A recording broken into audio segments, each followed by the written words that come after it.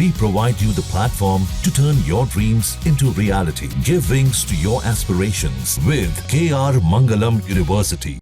जल संधि जो थी उसको एविडेंस पे रख दिया गया है। अभी उसके ऊपर कुछ भी हो नहीं रहा है, मगर पहले भी आपको बताया गया था कि कोई अच्छा होगा, देश को फायदा होगा। मैं आपको एक लाइन में इतना कह सकता हूं कि पानी कहीं नहीं जाएगा। बाकी बिलावल क्या कहते हैं वो उनका प्रश्न है, उनका अपना पॉलिटिक्स वहाँ करना है। इसके लिए वो कहते रहे कि उन्होंने तो धमकियां भी दी थी कि पानी नहीं बहेगा तो खून बहेगा, वो भी आपने सुना होगा। तो ऐसे गिदड़ धमकियों से तो हम डरते भी नहीं है। पाकिस्तान चिट्ठी लिखे, ये स्वाभाविक प्रक्रिया है।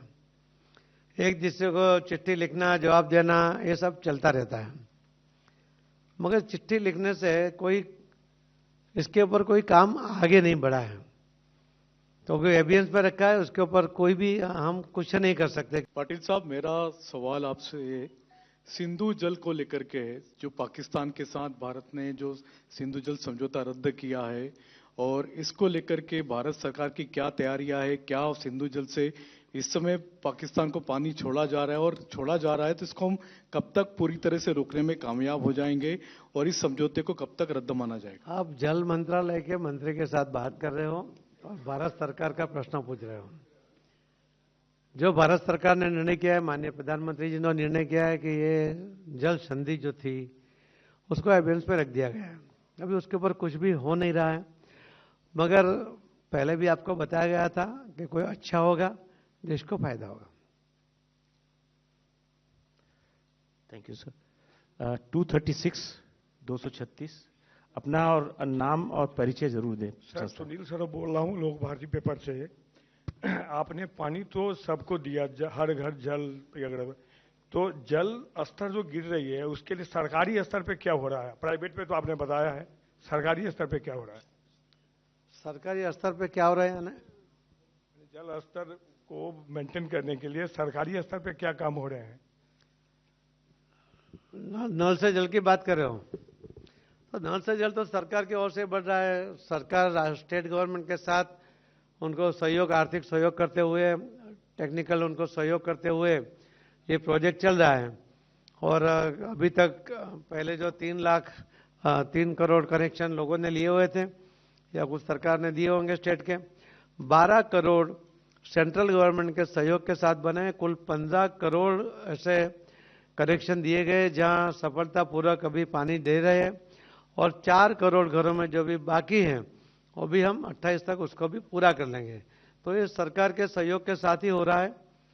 दोनों सरकार, स्टेट और सेंट्रल गवर्नमेंट, उसके काम ऐसे देखा जाए कि पानी देना ये स्टेट का काम होता है। फिर भी इतने सालों में लोग पानी से वंचित थे, इसीलिए केंद्र सरकार में माननीय प्रधानमंत्री मोदी साहब ने उस आर्थिक सहयोग करके इतनी बड़ी रकम देकर ये काम जल्दी से खत्म हो, उसके लिए काम किया। लाइट ऊपर से आता है ना सामने।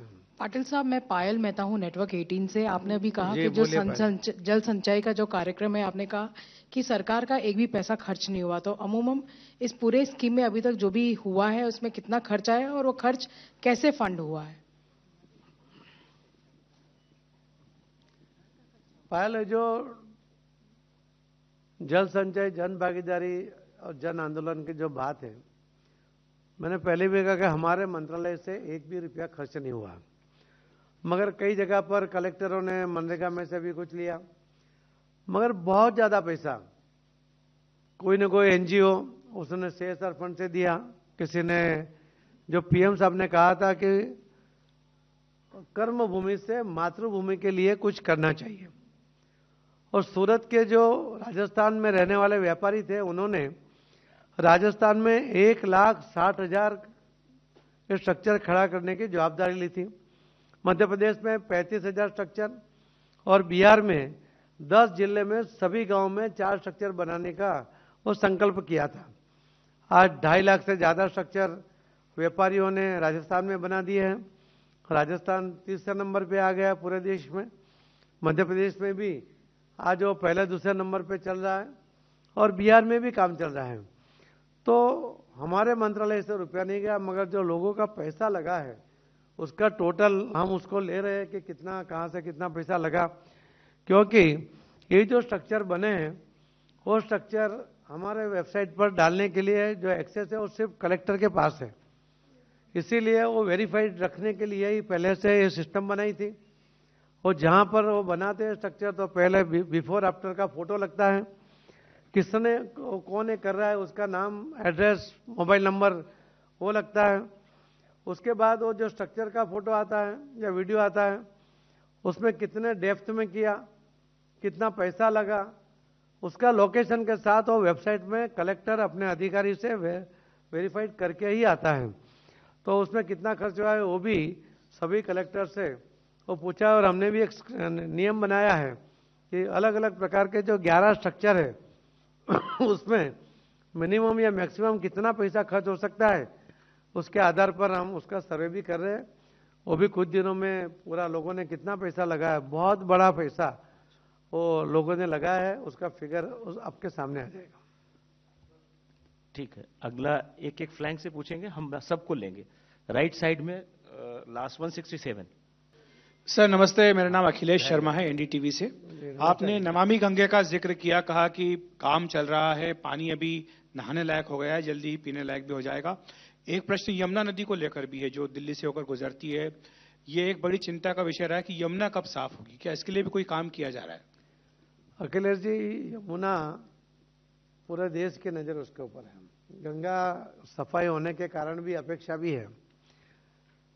स्टेट में मुख्यमंत्री जी के साथ माननीय गृह मंत्री जी अमित भाई शाह साहब के साथ भी हमारी मीटिंग हुई है। हमारे सेक्रेटरी ने उसके लिए एक प्लान बनाया है कि कौन क्या करेगा, स्टेट क्या करेगा, हमारा मंत्रालय क्या करेगा, वो जवाबदारी भी तय हो गई है। और उसके ऊपर काम शुरू भी हो गया। आपने देखा होगा कि 48 किलोमीटर में जो जल कुंभी थी वो 45 दिन में निकालने के लिए हमने एक टारगेट लेके चले थे। एक एआई बेस्ड जो बोट लगाई थी और उसके कारण आज आप देखेंगे कि वहां पर पूरी जलकुंभी, जो पहले नदी दिखती नहीं थी, पानी दिखता ही नहीं था, आज पूरा वो भी क्लियर हुआ है। उसकी क्वालिटी में चेंज लाने के लिए उसके ऊपर भी काम हुआ है। उसके अंदर हम चाहते हैं कि पहले तबक्के में पहले उसको जो गंदगी है वो साफ किया जाए, उसके 1.5 साल के बाद पानी नहाने जैसा हो जाए और उसके बाद 1.5 साल में वो पानी पीने जैसा हो जाए।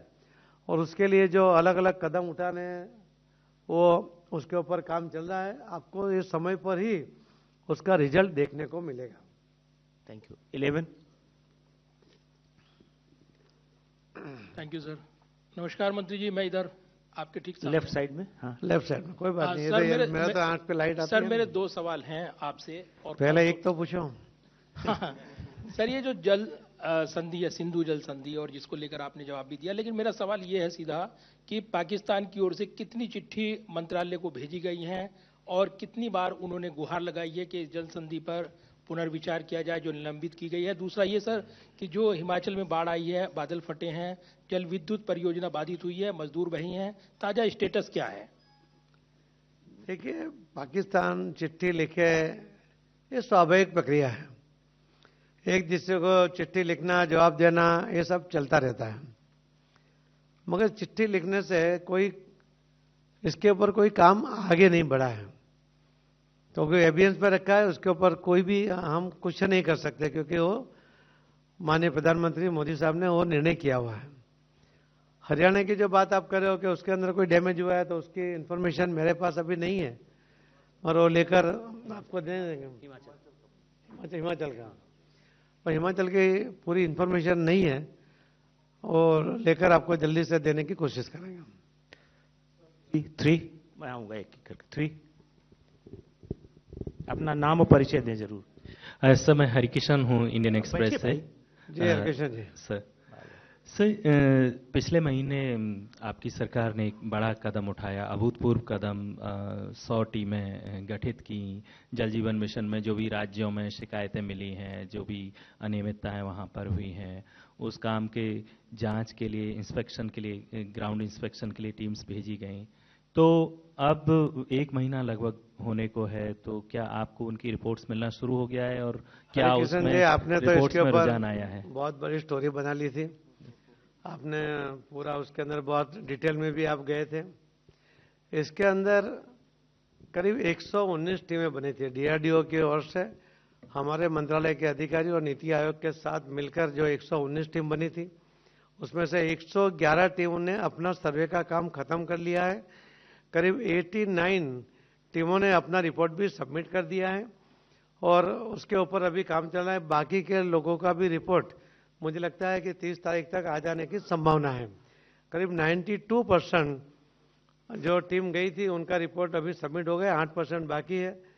हमने पहले भी लोकसभा में भी कहा था, आपको भी बताता हूं, हम जब मिले थे जब भी कहा था कि ये जो नल से जल की योजना है वो सामान्य आदमी के घर में पानी देने की बात है और उसके अंदर कोई कॉन्ट्रैक्टर गलती करेगा या कोई भी गलती करेगा, हम किसी को बख्शेंगे नहीं। ये बात स्वयं हमने स्पष्ट कर दी थी और उसी का परिणाम है कि टीमें बनी, चेक भी हुआ और जहां भी पूर्तता करनी हो पूर्तता करने के लिए भी स्टेट गवर्नमेंट को भी बोला गया है कि जहां नल है, जल नहीं है, ऐसी कोई भी कंप्लेन नहीं आनी चाहिए। अगर सोर्स कम पड़ गया है तो नया सोर्स स्टेट गवर्नमेंट अपने पैसे से खर्च बनाए और उनको पानी जो किल्लत है वो पूरी करे, ऐसा भी उनको बताया गया है। और इसका पूरा रिपोर्ट आते ही आपको पता चली जाएगा कि क्या हुआ है, अच्छा ही होगा।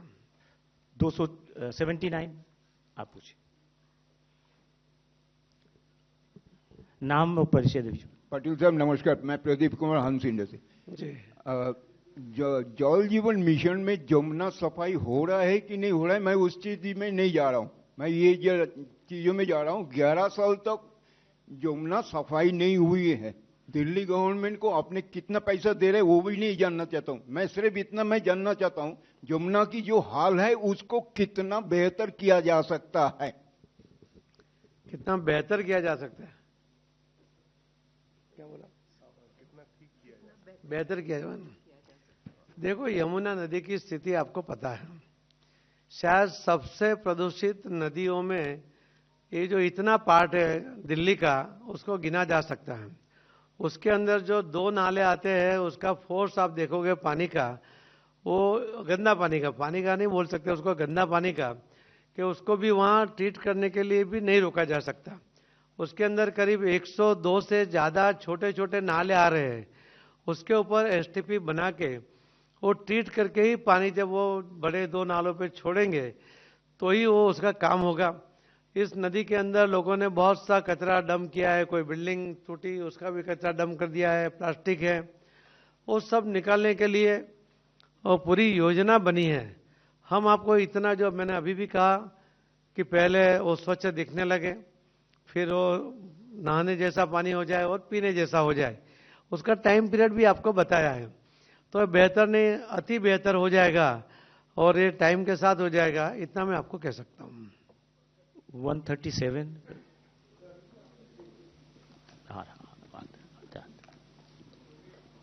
सर, रवीन सिंह हूँ, जी न्यूज से।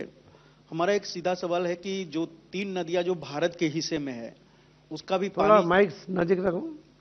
हेलो। हाँ जी।